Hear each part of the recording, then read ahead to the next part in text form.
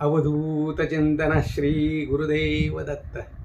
मंडळी, आनंदाची बाब अशी आहे की आपल्या चॅनलला 1000पेक्षा जास्त व्ह्यूज मिळालेले आहेत आणि त्यामुळे मला जरा जास्त स्फूर्ती आली असं वाटतंय आणि त्यामुळेच आजचा मी नवीन व्हिडिओ शेअर करत आहे. आता आजच्या व्हिडिओचा विषय मात्र जरा थोडासा वेगळा आणि सिरियस पण आहे. व्हिडिओचे नाव आहे आमचे अण्णा आणि आम्ही.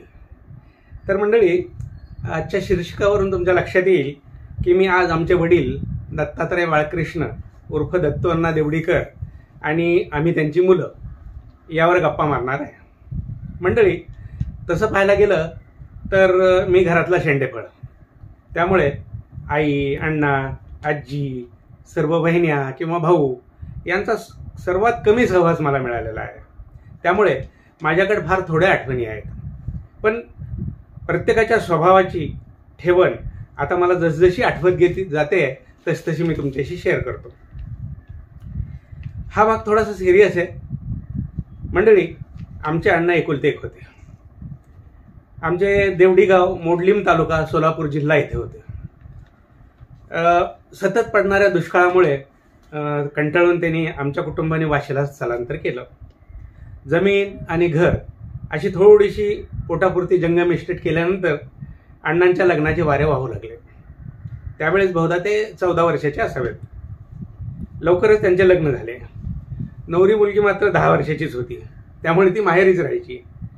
काही महिन्यातच कसली तरी साथ आली आणि अण्णांची पहिली बायको म्हणजे आमची पहिली आई देवाला तयारी झाली. वर्षभरात नंतर नवीन स्थळे यायला सुरुवात झाली आणि अण्णांचे दुसरे लग्न झाले. 2 वर्षातच घरी पाळणा हल्ला आणि गणपती घरी आला असे म्हणत मुलाचे नाव गणपत ठेवले गेले. तेच आमचे सर्वात मोठे बंधू दादा. पण दुर्दैवाचा फेरा इथंच थांबला नाही.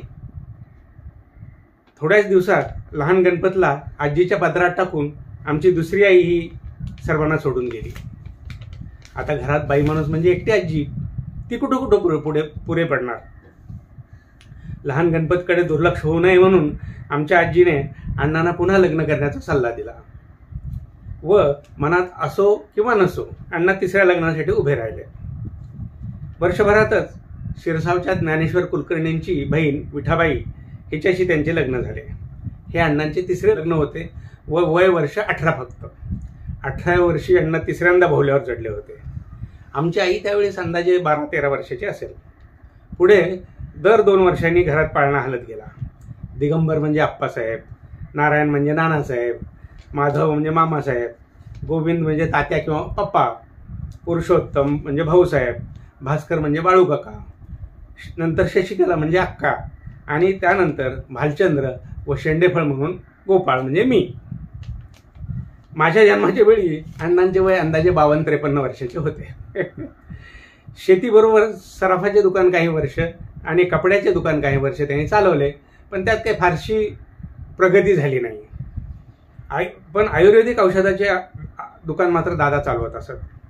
सांडू, दुतप्पापेश्वर, वर्मा फार्मसी पुणे यांचे उत्पादने म्हणजे आसवे, अरिष्टे, चूर्ण, मलम आणि त्याचबरोबर सारिडॉन, अमृतांजन, जिंदादिल इस्मात इत्यादी औषधे त्या दुकानात मिळत असत. अण्णांचे शिक्षण जरी 7वीपर्यंत झाले असले तरी इंग्रजी ग्रामॅटिकली ते शुद्ध बोलत असत. आमच्या एकवचन अनेक वचनाच्या चुका ते सहज काढत असत. हिशोबाचे मात्र पक्के होते. संस्कृत विषय त्यांचा आवडता होता. भगवद्गीता त्यांना तोंडपाठ होती. बऱ्याच जणांना त्यांनी भगवद्गीता शिकवली. स्पष्ट आणि शुद्ध उच्चार ही त्यांची खासियत होती.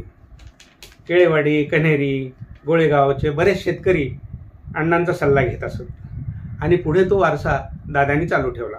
डोक्यावर ब्राह्मणी रुमाल, अंगात कुर्ता, धोतर व पायात जोडा असा साधा वेश असायचा.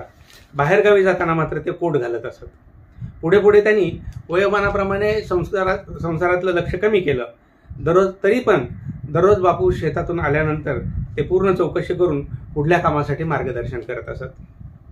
नवी आमराई अंदाजे 100 झाडं त्यांनी स्वतःच्या हाताने लावून लहानांची मोठी केली. प्रत्येक झाडाचे नाव, त्या फळाचे वैशिष्ट्य त्यांना माहीत होते.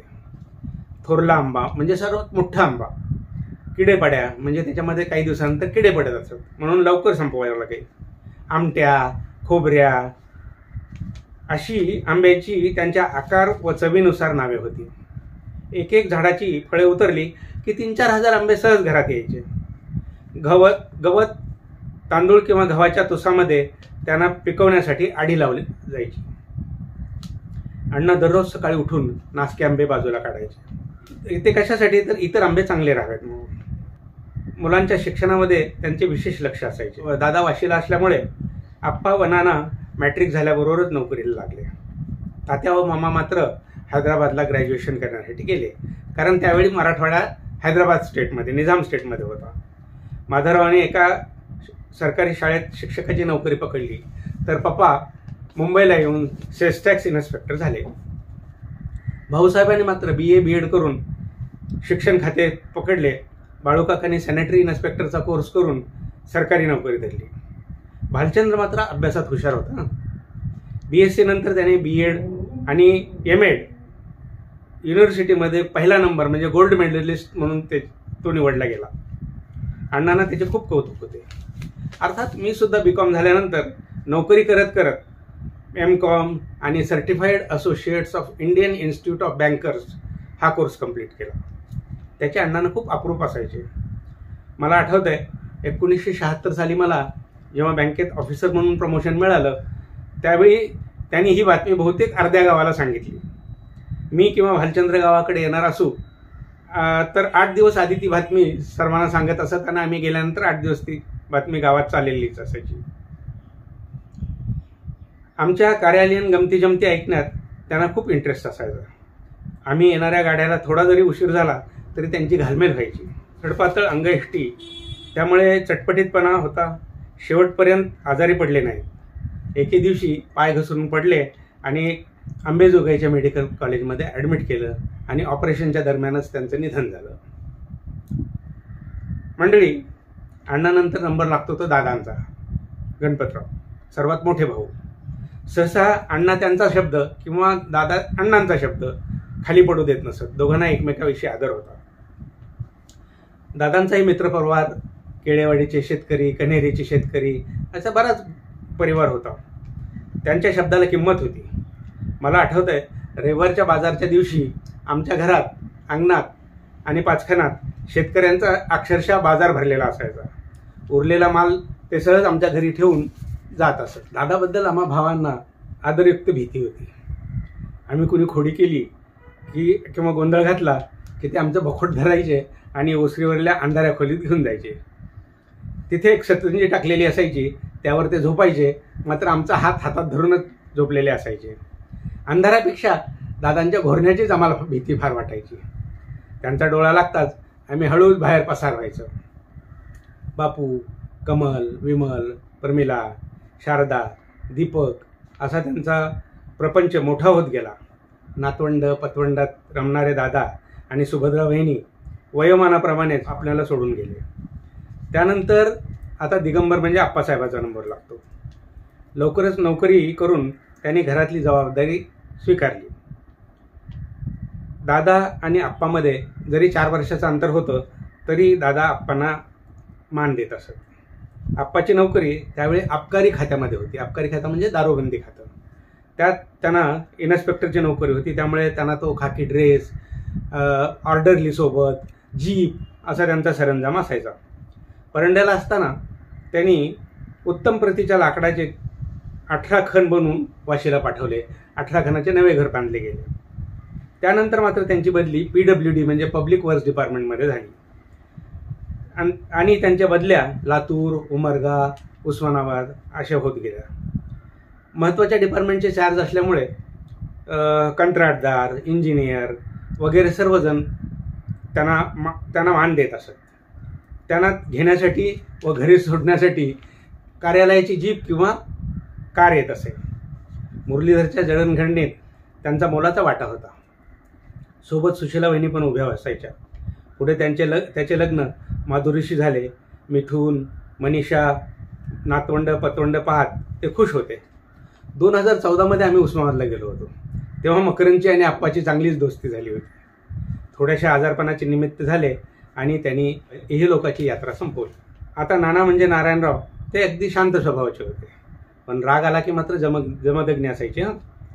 कोटावारच्या वाड्यात असताना एकदा भाऊ काका आणि बाळू काका त्यांना न सांगताच रात्रीचे 9च्या सिनेमाला गेले व रात्री 1 वाजता परत आले. रात्रभर त्यांना बाहेर बसून राहावं लागलं. नानाने दार उघडलं नाही. मुलांच्या शिक्षणात मात्र त्यांचा मोठा सहभाग होता. सोबत सरोजिनी वहिनी कधी मुलांच्या बाजूला तर कधी नानांच्या बाजूला राहून समतोल राखण्याचा प्रयत्न करायच्या. नंदकुमार डॉक्टर झाला, विजयकुमार इंजिनियर झाला. कल्याणने स्वतःचे मेडिकल स्टोअर काढून दोघा भावाची बरोबरी केली. डॉक्टर नंदकुमारच्या लग्नाच्या वेळी त्यांचा व वहिनीचा असणारा विरोध हळूहळू कमी होत गेला. प्रत्येक गोष्टीची वेळ यावी लागते ही मंडळी, हेच खरं आहे. आता त्यात त्यांचा दोष होता असं म्हणता येणार नाही, कारण 40-45 वर्षापूर्वी आपण कुठे एवढे पुढारलेले होतो. सुरत्नाचे लग्न मात्र माझ्या वर्गमित्राशीच झाले. त्यावेळी त्यांनी मला विचारले आणि मी एका वाक्यात उत्तर दिलं की डोळे झाकून लग्न ठरण्यास हरकत नाही. आज 53 वर्ष झाली. सुरत्ना आणि भास्कररावांचा संसार सुखाने चालू आहे. राणी, विजय, कल्याण यांचे लग्न नातवंड पतवंड बघून दोघेही खुश होते. अकलूज मुक्कामी दोघांनी एका पाठोपाठ कायमची विश्रांती घेतली. नंतरचा नंबर लागतो तो माधव मामाचा. एकदम शांत स्वभाव, हं किंवा नको बस एवढ्या 2च शब्दात उत्तर देणारे मामा 60-70 विद्यार्थ्याला कसे शिकवत असावेत याचंच मला आश्चर्य वाटतं. त्यांच्या शांत स्वभावावरून शकुंतला वहिनीची आणि त्यांची नेहमी नोकझोक चालायची. अविनाशला काही शिक्षणात फारसा इंटरेस्ट नव्हता. त्याला मुंबईला पाठवले आणि माझी बदली होईपर्यंत तो कल्याणला माझ्याकडेच होता. नंतर तो विक्रोळीला शिफ्ट झाला. त्याची एका बॅटरी बनवणाऱ्या कंपनीत नोकरी होती. त्याचे लग्न डोंबिवलीच्या अश्विनीशी झाले. 18 वर्षाच्या संसारात त्यांना 1 मुलगा व 1 मुलगी झाली. पुढे त्याच्या कंपनीत दत्ता सामंत नावाच्या युनियन लीडरनी संप घडून आणला आणि त्यांची कंपनी बंद पडली. उषाने मात्र तिचे मामा म्हणजे मोहनराव चिंचोलीकरांशीच लग्न केले. आशाचे लग्न सोलापूरच्या बँक ऑफ महाराष्ट्रामध्ये काम करणाऱ्या रवींद्र कुलकर्णीशी झाले. उमेशने उस्मानाबादच्याच प्रभाशी लग्न ठरवले. सर्वांचे संसार सुखात चालू आहेत. शेवटची 8-10 वर्ष माधव मामा आणि 4 वर्ष शकुंतला वहिनी अगदी बेडरिडन होते. सर्वांनीच त्यांची सेवा केली, पण अशी वेळ येणं खूपच वाईट आहे. आता गोविंद म्हणजे पप्पा सेल्स टॅक्स डिपार्टमेंटमध्ये काम करत होते आणि असिस्टंट कमिशनरच्या पदापर्यंत पोहोचले. माझे कॉमर्सचे ग्रॅज्युएशन झाले तोवर भालचंद्र शाळेत शिक्षक म्हणून लागला होता. माधव, पुरुषोत्तम, भालचंद्र हे तिघेही शिक्षक म्हणून नोकरी करत होते. आता त्यामुळे माझा पण 4था नंबर लागतोय की काय अशी मला शंका वाटत असतानाच अण्णांचे व पप्पांचे काहीतरी बोलणे झाले आणि माझी डोंबिवलीला रवानगी झाली. ICAWचा कोर्स करण्यासाठी मी दादरला ॲडमिशन घेतले. पण मंडळी, मॅथ आणि इंजिनिअरिंग माझ्या डोक्यावरून जात होतं. त्यामुळे मी तो क्लास बंद करून टाकला. आणि त्याचवेळी 1969 साली इंदिरा गांधींनी 14 बँकांचे राष्ट्रीयकरण केले, नॅशनलायझेशन झाले. त्यांना बँकाच्या खूप शाखा निघाल्या आणि त्यांना स्टाफची पण खूप गरज होती. पप्पांच्या सल्ल्यानुसार मी कॅनरा बँकेत अर्ज केला व लगेचच माझी नोकरी कल्याण शाखेत झाली. आता ही 1969-70ची गोष्ट. पप्पा आणि मंगलवहिनी 2 मुलासह 1 रूम किचनमध्ये डोंबिवलीला राहत होते. त्यात माझी आणि नंतर छोटी दिदी म्हणजे देवयानीची भर पडली. एवढ्या लहान घरात मंगलवहिनी कशा मॅनेज करत असतील याचेच मला आश्चर्य वाटते. 2 वर्षातच पप्पांनी अलंकार सोसायटीत मोठा प्रशस्त फ्लॅट घेतला. भालचंद्र MA करून गोल्ड मेडलिस्ट होता, तरी तो शिक्षकाची नोकरी करत होता. त्याला पुढे काही तिथे प्रॉस्पेक्ट होते असे न वाटल्यामुळे तोही डोंबिवलीला आला मग आणि लगेच त्याला परळच्या BEd कॉलेजमध्ये प्राध्यापकाची नोकरी मिळाली. आता घरात 7 माणसे असूनही मंगलवहिनीच्या कपाळावर कधी आठी पाहिली नाही की कुरकुर करताना पाहिलं नाही. माझं लग्न ठरलं आणि भालचंद्रचे लग्न जमत होते. त्यामुळे मी कल्याणला व भालचंद्र मुलुंडला शिफ्ट झालो. 1982-83 मध्ये मी पुण्याला शिवाजीनगरला राहत असताना पप्पांची बदली पुण्याला झाली. पुन्हा एकत्र राहण्याचा योग आला. त्यावेळी मकरंद 7 वर्षाचा होता तर मानसी 2 वर्षाची होती. मानसी पप्पांची विशेष लाडकी होती. डॉली असे ती तिला हाक मारत असत आणि दररोज तिची फरमाईश म्हणून मिठाई आणत असत. 2001 मध्ये माझी बदली अंबरनाथला झाली, त्यामुळे डोंबिवलीला पप्पांची व वहिनींची गाठ पडत असे. मेधा, प्रसन्न, देवयानी आणि जावाई नातवंडे यात ते मग्न असत. पुढे मी सहकारी बँकेत काम करू लागलो व त्याच्यासाठी मला अधूनमधून डोंबिवलीला जावं लागायचं. त्या सुमारास त्यांच्या तब्येतीच्या तक्रारी सुरू झाल्या. छोट्या मोठ्या तक्रारी होत्या, पण शेवटचे 4-5 दिवस सोडले तर पप्पांना कधीच मी शांत बसलेलं पाहिलं नाही. अचानक त्रास वाढला व हॉस्पिटलमध्ये ॲडमिट करावं लागलं. एके दुपारी त्यांनी जगाचा निरोप घेतला. त्यावेळी मी, भालचंद्र, वहिनी, प्रसन्न सर्वजण त्यांच्या शेजारी होतो. आता पुन्हा मागे जावं लागेल आपल्याला. मी प्री युनिव्हर्सिटी कोर्स म्हणजे PUC कॉमर्सला दयानंद कॉलेजमध्ये लातूरला ॲडमिशन घेतले. त्यावेळी आप्पा सिग्नल कॅपला राहत होते. नंतर भाऊसाहेबांची पण तिथे बदली झाली. त्यामुळे अंदाजे 3 वर्ष मला कसलाच प्रॉब्लेम नव्हता. शेवटच्या वर्षी मात्र लातूरून त्या दोघांच्याही बदली झाल्या आणि मी एकटाच तिथे राहत होतो. रविवारी भाऊबरोबर गंजगोलाईच्या बाजारात जाऊन भाजी सामान आणणे व येताना सायकल रिक्षातून येणे ही एक वेगळीच मजा होती. त्यावेळी टेरिलिन नावाचं एक नवीन फॅब्रिक सुरू झालेलं होतं आणि माझा पहिला टेरिलिनचा शर्ट पॅन्ट भाऊसाहेबांनी घेतला. नंतर फर्स्ट इयरचे मार्क बघून मला त्यावेळी त्यांनी प्रसिद्ध केमी कंपनीचे चौकोनी घड्याळ आठवते का, चौकोनी घड्याळ घेऊन दिले. आता कुमुद वहिनीचा कामाचा सपाटा मात्र आश्चर्यकारक होता. वेळप्रसंगी मला सांभाळून घ्यायची त्यांची कला त्यांना चांगलीच अवगत होती, कारण असे प्रसंग नेहमी यायचे. त्याची गंमत मी तुम्हाला पुढल्या ह्याच्यामध्ये सांगेन. भाऊ काका पक्के गोड घासे होते. गोड पदार्थ त्यांना खूप आवडत. भालचंद्र व माझ्यावर त्यांचा विशेष जीव होता. शेवटी जेव्हा जास्त आजारी होते तेव्हा त्यांना बघायला आम्ही लातूरला गेलो. आम्हाला पाहून त्यांना खूप आनंद झाला. बेडरिडन होते, थोडासा ब्रेकफास्ट पण केला आणि त्याच दिवशी त्यांनी जगाचा निरोप घेतला. बहुतेक ते आम्हा दोघांची वाट पाहत असावेत असं मला वाटतं. आणि नोकरीनिमित्त आम्ही बाहेर असल्यामुळे आमच्या भावाची गाठभेट लग्न कार्यातच व्हायची. 1994 मध्ये माझी बदली कॅनरा बँकेच्या बीड शाखेमध्ये झाली. बँकेतर्फे मला घर, फर्निचर सगळ्या सुविधा मिळत होत्या. ते 3 वर्ष मला बाळूकाका, शीलावहिनी, स्वाती, नितीन, सचिन यांचा सहवास मिळाला. दर रविवारी आम्ही शाहूनगरच्या घरी जात असू. प्रत्येक सण आम्ही एकत्र साजरा करत असू. शीलावहिनी 4 ठाव स्वयंपाक करायच्या. त्यांच्या हाताला एक वेगळीच चव होती. मानसी तिथल्याच हायस्कूलमधून मॅट्रिक पहिल्या नंबरने पास झाली. त्याचं त्यांना खूप कौतुक होतं. आणि त्याच वेळी मानसीने पोकी नावाची एक पामेरियन डॉगी पाळलेली होती. ती सुद्धा सर्वांची आवडती झालेली होती. त्या काळात स्वातीचे लग्न झाले. त्याची गंमत मी तुम्हाला वेगळी सांगेन, कारण आता सांगितलं तर खूप वेळ लागेल. रात्री 10 वाजेपर्यंत व्यवस्थित असणारे बाळूकाका तब्येत अचानक बिघडली आणि काही काळण्याच्या आतच ते सर्वांना सोडून गेले. आम्हाला बीडला जाता आले नाही याचे खूप दुःख आहे. मंडळी,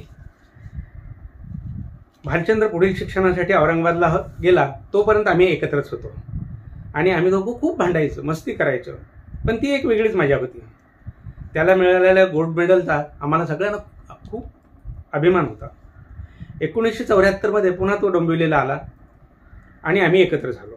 त्या काळात माझे लग्न जमले होते आणि त्याचे मात्र जमत नव्हते. मी मोठ्या भावाचे लग्न आधी म्हणून थांबलो होतो. शेवटी तो म्हणाला, गोपाळ तू लग्न आधी कर, कदाचित तुझं लग्न झाल्याबरोबरच माझं लग्न जमेल. आणि तसेच झाले. माझे लग्न डिसेंबरमध्ये झाले व त्याचे पुढल्या मेमध्ये झाले. बदलीनिमित्त मी जालंधर, पुणे, नागपूर, नाशिक, बीड करत करत शेवटी अंबरनाथला आलो. अंबरनाथचे बँकेचे घर मिळायला थोडासा वेळ होता तेव्हा आम्ही कल्याणला एकत्र राहिलो. 3-4 महिन्यात आमची भेट होत असे. निवृत्तीनंतर सुद्धा त्याने 7-8 वर्ष नोकरी केली. पोहण्याची आवड, पु ल देशपांडे त्याचे आवडते लेखक होते. भरपूर वाचन, विनोदबुद्धी ही त्याची खासियत होती. कल्याणला मोठे घर घेतले. रोहिणीचे संस्कृत क्लासेस, निखिल आणि प्रीतीचे लग्न, नातवंडे यांच्यात रमणारा भालचंद्र कुणालाही न सांगता अचानक सोडून गेला. आम्ही सर्व बधीर झालो. बघता बघता 4 वर्ष होऊन गेले. आणि मंडळी, आता सांगणार आहे किस्सा तो मी माझ्या बहिणीचा म्हणजे शशिकलाचा. तिच्याबद्दल मला फारसं आठवत नाही, तरी ती आम्हा दोघांवर तिची विशेष माया होती. तिच्या वाटणीचा खाऊ ती आम्हाला देत असे. तिचे लग्न तेरचे मुकुंदराव व्यास व्यवसायाने शिक्षक यांच्याशी झाले. आता ती काही फक्त विकास, रोहिणी म्हणजे बेबी, किरण यांची आईच नव्हती, तर दिगंबरराव व्यास म्हणजे काका व काकी यांची आवडती सून पण होती. चंद्रकांत, सूर्यकांत यांची आवडती वहिनी पण होती. मुकुंदराव बरोबर चाललेल्या सुखी संसाराला कुणाची तरी दृष्ट लागली आणि तिला कर्करोगाचे निदान झाले. तरुण वयातच वेदना सहन करत करत तिचे 42व्या वर्षी तिने जगाचा निरोप घेतला. व्यास आणि देवडीकर परिवार हा मोठा आघात होता. माझे सगळेच भाऊ एक से बडकर एक होते. एक एक जण जग सोडून गेला. आता राहिल्या त्या फक्त आठवणी. मंडळी, नाही म्हटलं तरी आजचा विषय थोडासा सिरियसच होता, पण पुढल्या भागात मात्र मी अजून गमती जमती शेअर करीन. तोपर्यंत स्वस्थ राहा. नमस्कार. धन्यवाद.